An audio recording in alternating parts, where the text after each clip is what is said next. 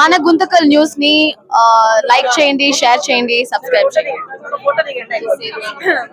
మన గుంతకల్ న్యూస్ లో లైక్ చేయండి, సబ్స్క్రైబ్ చేయండి అండ్ షేర్ చేయండి. థాంక్యూ. మన గుంతకల్లు న్యూస్ కి స్వాగతం.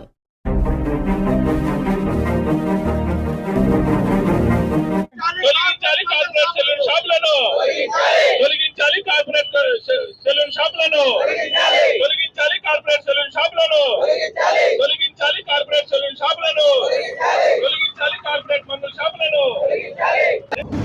ఈరోజు ఆంధ్రప్రదేశ్ క్షౌర వృత్తిదారుల సంఘం గుంటకల్లు పట్టణ కమిటీ ఆధ్వర్యంలో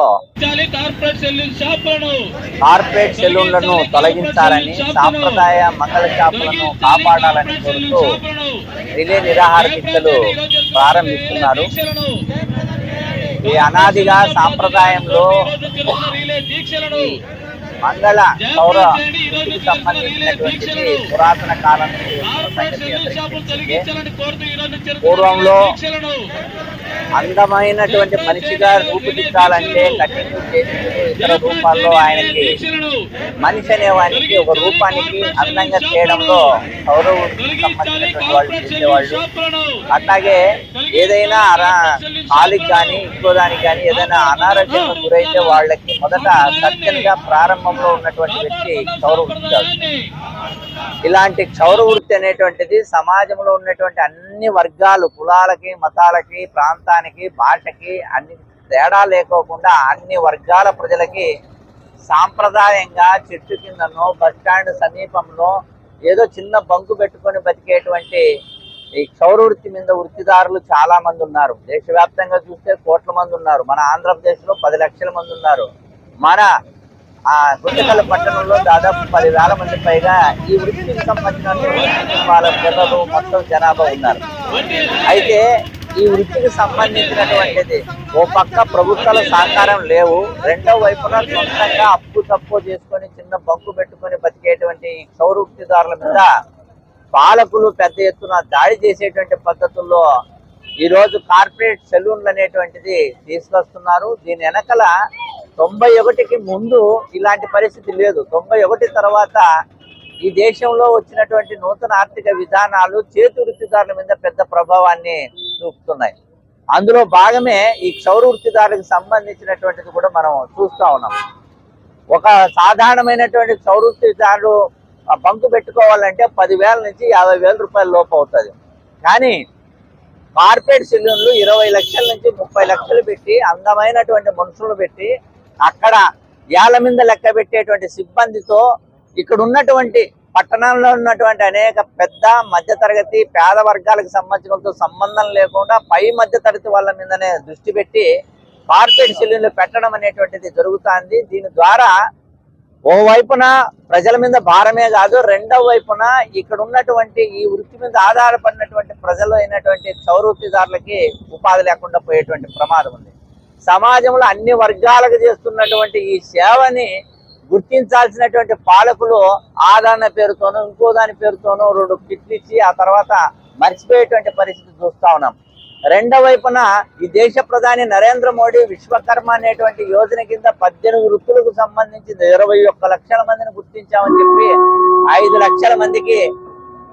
లక్షల మందిని వాళ్ళకు ఉపాధిని ఇస్తున్నామని చెప్పేసి రుణాలు ఇస్తున్నామనేటువంటి దాని మీద చేసేటువంటి పరిస్థితి చేస్తా ఉన్నారు. ఇది చాలా దుర్మార్గమైనటువంటి పరిస్థితి. ఈ విశ్వకర్మలో కూడా ఏదైతే క్షౌర వృత్తిదారులు ఉన్నారో వాళ్ళకి సాయం చేసినది చాలా నామ మాత్రమే. మనం మొత్తం జిల్లా అంతా చూసుకుంటే 1105 మందికి మాత్రమే ఈ వృత్తికి సంబంధించింది లేదా ఇతర వృత్తులకు సంబంధించినటువంటి వాళ్ళకి ఇచ్చినారు. అంటే ఓ పక్కేమో విశ్వకర్మ అని చెప్పేసి ఊదరగొడతారు, రెండో వైపునేమో ఈ కార్పొరేట్ సెలూన్లు పెట్టి ఈ ఏదైతే సాంప్రదాయ క్షౌర వృత్తిదారులు ఉంటారో వాళ్ళ ఉపాధి లేకుండా చేస్తున్నారు. కాబట్టి ఇది ఒక రకంగా ఈ జీవన ఉపాధి మీద దెబ్బ కొట్టేటువంటి కార్పొరేట్ సెలూన్లను తొలగించడం తప్ప వేరే మార్గం లేదు. ఆ దిశగా వీళ్ళు నిరాహార దీక్ష చేస్తా ఉన్నారు. ఇప్పటికే అనేక దశాల రూపాల్లో వీళ్ళు ఆందోళన పోరాటాలు చేశారు. విధిలేని పరిస్థితుల్లో ఇక్కడ నిరాహార దీక్షకి కూర్చుంటున్నారు. ఇప్పటికైనా పాలకులు స్పందించాల్సినటువంటి అవసరం ఉంది. స్థానిక ప్రజాప్రతినిధులు స్పందించాల్సినటువంటి అవసరం ఉంది.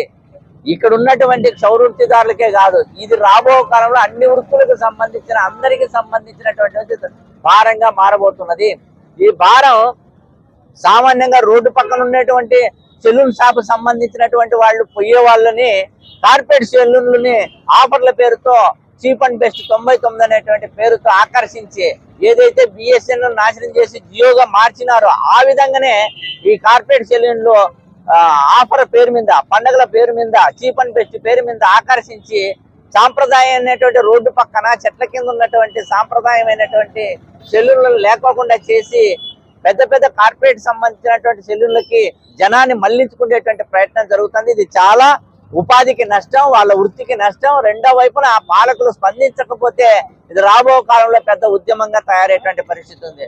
సమాజంలో ఉన్నటువంటి అన్ని వర్గాల ప్రజలకు ఒక శాస్త్రవేత్తగా, ఒక రకమైనటువంటి సర్జన్గా పనిచేసినటువంటి క్షౌర వృత్తిదారులని కాపాడుకోవడం తప్ప వేరే మార్గం లేదు. ఆ దిశగా ఈ నిరాహార దీక్షలు జయప్రదం కావాలని రాబో కాలంలో ప్రజాప్రతినిధులు కూడా స్పందించి ఈ నిరాహార దీక్షను కొనసాగించుకోకుండా అది ఫలితం వచ్చేంత వరకు వీళ్ళు చేస్తున్నటువంటి దానికి వాళ్ళ వైపు నుంచి మద్దతు కూడా ఇవ్వాలనేటువంటిది క్షౌర వృత్తిదారులు చేసేటువంటి ఈ నిరాహార దీక్షకి మా వైపున సిపిఎం పార్టీగా మద్దతు ఇస్తున్నాం, ప్రజా సంఘాలుగా మద్దతు ఇస్తాం. తక్షణం ప్రజాప్రతినిధులు స్పందించి ఈ ఏదైతే కార్పొరేట్ సెలూన్లకు సంబంధించినటువంటి తొలగిస్తూ సాంప్రదాయమైనటువంటి మంగళ షాపుల్ని కాపాడాలని, వాళ్ళ ఉపాధిని, వాళ్ళకి సంబంధించినటువంటి అన్ని వనరులని కాపాడాలని మేము కోరుతా ఉన్నాం. ఈరోజు గుంటకల్ పట్టణంలో కార్పొరేట్ మంగళ షాపులను తొలగించాలని, సాంప్రదాయ మంగళ వృత్తిని కాపాడాలని చెప్పేసి, వారికి ఉపాధిని ఊడుగొట్టుకోకుండా చూడాలని చెప్పేసి ఈ యొక్క రిలే నిరాహార దీక్ష చేయడం జరుగుతా ఉంది.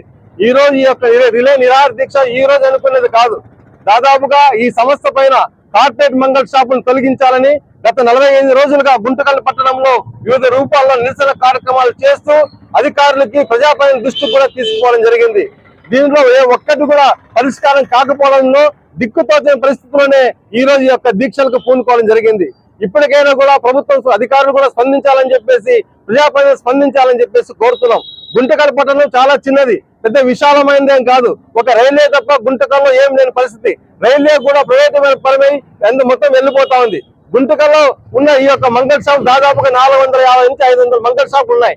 వీటిలో దాదాపుగా 1500 నుంచి 2000 కుటుంబాలు కూడా జీవిస్తూ ఉన్నారు. దాదాపు మొత్తంగా ఈ యొక్క నాయ బ్రాహ్మణ కులాలు, నాయ బ్రాహ్మణ కుటుంబాలు ఒక 10,000 మంది వరకు ఉంటారు. మళ్ళీ వీళ్ళందరూ కూడా ఈ షాపుల మీద ఆధారపడి జీవించే వాళ్ళు ఏ రకంగా జీవించాలని చెప్పేసి మేము ఈ ప్రజాప్రతినిధి అధికారులు ప్రశ్నిస్తున్నాం. ఎందుకంటే ఇక్కడ ఎటువంటి పరిశ్రమలు లేవు, ఎటువంటి ఉపాధి అవకాశాలు లేవు. మళ్ళీ ఇక్కడ డిగ్రీలు, పీజీలు చదువుకునే విద్యావంతులు అనేక మంది ఉంటున్నారు. మరి వారు ఏ రకంగా బతకాలని చెప్పేసి ప్రశ్నిస్తున్నాం. ప్రజాప్రతినిధులు కూడా ఆ విషయాలన్నీ తెలుసు కూడా ఈ అనేక దఫాలకు ఉద్యమాలు చేస్తున్నాం. కానీ స్పందించడంలో లోపం ఉంది. ఏదో చెప్ప మాట మీద వాళ్ళు వింటున్నారో ఏమో అర్థం కాని పరిస్థితి.